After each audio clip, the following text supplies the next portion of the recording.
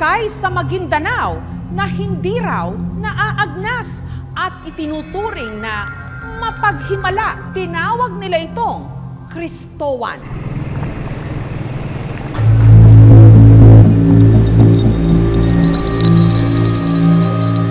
Sa tuktok ng Bundok Olibo sa Maguindanao, kung saan halos abot kamay na ang langit, matatagpuan daw ang isang hindi naaagnas na bangkay.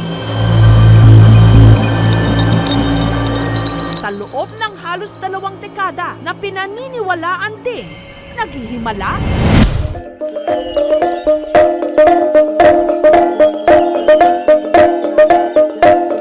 Sa paanan ng bundok kung saan naninirahan ang tribong Teduray.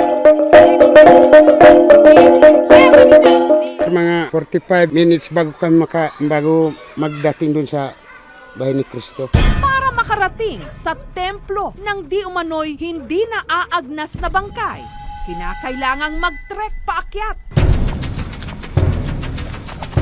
Layo-layo pa yung aakyatin natin. Laban lang, kaya natin to. At doon sa tuktok, tumambad ang templo na gawa sa kahoy at simento. Isa sa mga nagbabantay roon, si Mang Arsenio. Disipulo raw siya ng hindi naaagnas na bangkay na pinangalanan na rin nilang Kristowan. Noong ito'y nabubuhay pa, ang pangalan ng nakahimlay, June Andres. At batay sa mga kwento, nahahawig daw ang itsura nito kay Hesus Kristo. 1996, nagbuo rin siya ng mga followers niya. 1995, may nagpakita sa kanya, espiritu. Pero nandoon sa Biblia, lahat yung sinasabi sa akin. Tinatakpan ng kulambo. Ito nang kaya ng tribong Teduray.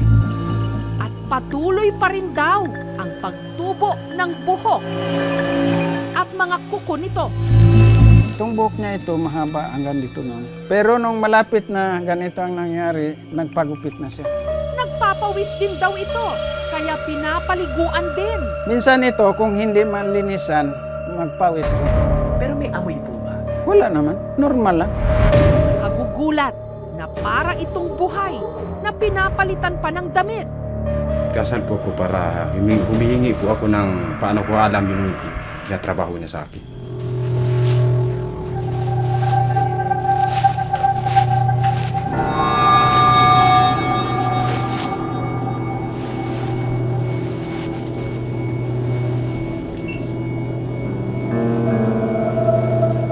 Sa bahay na ito, kinalalagyan ng iyong material na katawan. Idarasal namin sa iyo ang kaligtasan namin ng mga taong Teduray, sapagkat ikaw lang ang nagbigay sa amin ng buhay, sapagkat ikaw lang nagbigay sa amin ng kaligtasan rito sa sanglibutan. Marami pong salamat at pinakinggan mo ang aming dasal.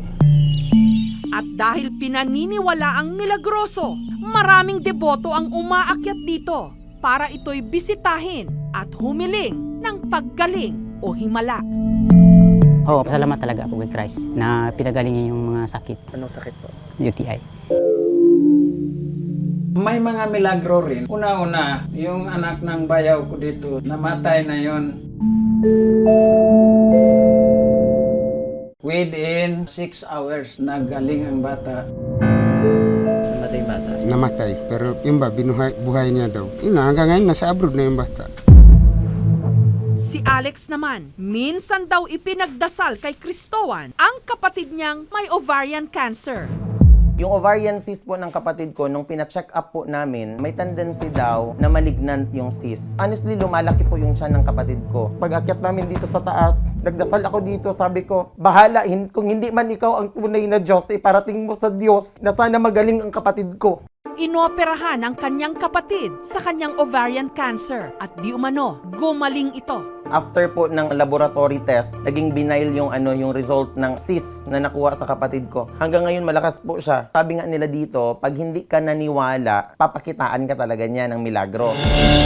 Ikwinento rin daw ni June noong ito'y nabubuhay pa na nung minsan nagpakita sa kanya si Hesukristo. Sinabihan siya, para makapasok ako sa iyo, dadaan ka muna ng aking mga pagsubok sa iyo. Noong nakumplis niya lahat yung sinasabi sa kanya, pagsuot niya ng sutana niya, ang sinabi niya, ako na si Kristowan. The only one Christ. Noong nabubuhay pa raw si Kristowan bilang si June, nagkaroon daw ito ng mga pangitain na nagkatotoo. Jun, anong ginagawa mo rito? Sinabi niya sa akin, alam ko ikaw hindi ka kaagad naniniwala. Dahil nga sabi niya mataas yung pinag-aralan mo. Darating yung panahon, sabi niya magkakaroon kayo dito ng electric daw. Yun ang term niya, electric. Ibibigay ko ang energy, sabi niya, galing sa araw. May pumunta dito, may nagbigay sa amin ng solar panel. Kasama na rito ang mismong taon kung kailan siya mamamatay. Ang premonisyong ito na i-record pa raw ni Mang Wilfredo. Anong ginamit yung pang-record nun?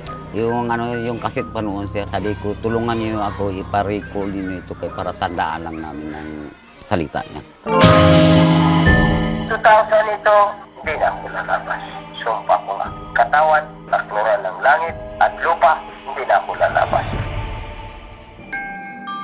Enero 2000, pumanaw si June dahil sa appendicitis. Iyak nang iyak ako. Ginayakap-yakap ko talaga ang mga damit niya. Sabi niya, Bing, sabi niya, huwag ka mag-iyak. Babalik ako, sabi niya. Inilibing ito sa tuktok ng bundok. Pero nagparamdam daw sa panaginip. Gusto raw nitong mahukay. Nagparandam siya, pwede lang sabi niya, hukayin ninyo ako dito. Mainit, hindi ko na kaya. Hinukay. Kaya mula noon, hindi na nila ibinalik pa sa hukay si Kristowan. Magdadalawang dekada na ang nakalipas. Sinabi niya rin, hindi natin masisi yung hindi maniwala. Sa akin lang gusto ko ring maisuri. Sa kauna-unahang pagkakataon, ang bangkay susuriin ng embalsamador. Kung dati na hindi ko siya nakita, hindi talaga ako naniwala. Kaya nakita ko, naniwala talaga ako. Pag uyat ko, pambal ko siya nga tao siya. Pag naimbalsa mo siya after 1 week, dapat wala na siya. Based sa experience naman, 20 days, wala na ni. Buto-buto na ni tanan. May mga ulod-ulod na ni. Pero ari, wala eh. Safe siya kasi wala man may naka-star diri sa babaw eh. Pero pag may pareho sini, ara ta diri subong, pwede naton may makuha ta nga sakit halin sa iya. The best na, i-crystallize na lang siya para bisan sino, bisan wala mas, pwede nyo siya matanaw. Gusto namin ganun sana, kay para kung mayroon tao magpunta dito, hindi na makahawakan. Sa tingin ko, posible na may himala or miracle. Wala naman pong nilagay na formalin o kahit ano po, no, sa katawan. Wala. Yun lang noon galing sa doktor. Pinahugas ko nga dito, lumalabas lahat yung amoy ng formalin. Time and again, you get a body like that. Na kung hindi mo masyadong naiintindihan yung proseso, ang tatawagin mo ay mirakulo, hindi naaagnas. But actually, that is already decomposition. Maraming factors to consider. It has a lot to do with the environment. Doon sa nakita kong litrato niya, ang itsura niya ay actually, yun yung tinatawag naming mummified, natuyot. Nilibing siya ng ganun, maganda yung environment para sa preservation ng katawan. Probably wala namang bacteria yan. I'm thinking baka tubuan ng molds. There are people who may be at risk. Mababa ang mga resistance nila, immunologically compromised. Then yung mga molds na hindi apektado ang ibang tao pero sila baka apektado. Katutubong pananampalataya ng mga Teduray ay tinatawag nating animism o yung paniniwala sa mga spirito sa kalikasan. Pero dahil pumasok ang mga misyonero dyan, lalong-lalo na nung panahon ng Amerikano, marami sa kanila ang na-convert na sa Kristyanismo. Naniniwala ang maraming Pilipino na magbabalik si Kristo sa huling paghukom, kaya't humahanap sila ng mga katauhan na maaring siya ang bagong Kristo sa kasalukuyan. Una, dapat nating irespeto ang kanilang paniniwala at tanging mga eksperto na lamang ang makakapagsabi kung ito'y isang himala o hindi. I would say it's an accidental mummification because of the place where that body is buried. Kasi sa ating pananampalataya, naniniwala tayo na lahat ng pinangaral ni Jesus natapos na. Pero ano man ang sabihin ng mga eksperto, matibay ang pananalig sa bangkay ng mga naniniwala. Ang tao daw hindi maniwala. Sabi ni Kristo, huwag mo pilitin. Ang isang milagro na hindi namin kalimutan, nagpasalamat kami. Kay kayo ang nakapunta dito, kung ano ang mga nasa isip ninyo na tulong sa amin, galing rin kay Kristo yan. Sa mga liblib na probinsya na hindi pa nararating ng serbisyong medikal ang mga nangangailangan, kumakapit sa pag-asa na dulot kahit pa ng isang nahihimlay.